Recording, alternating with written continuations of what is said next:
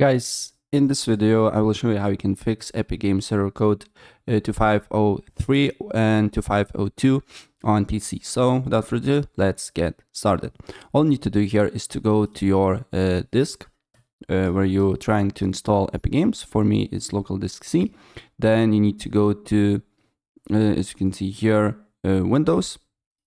Then you should need to find temp, right? Right click on it, show more options, properties, security, and then press edit here, and then creator owner. You need to just get full control on all the titles here. So creator owner, select allow full control, system, desktop, administrator, users, make sure it's full control, and then apply OK.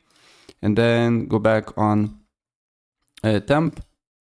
Also look for security thing here as well, edit, make sure everything here is on full control as well, apply OK, and your problem should be fixed.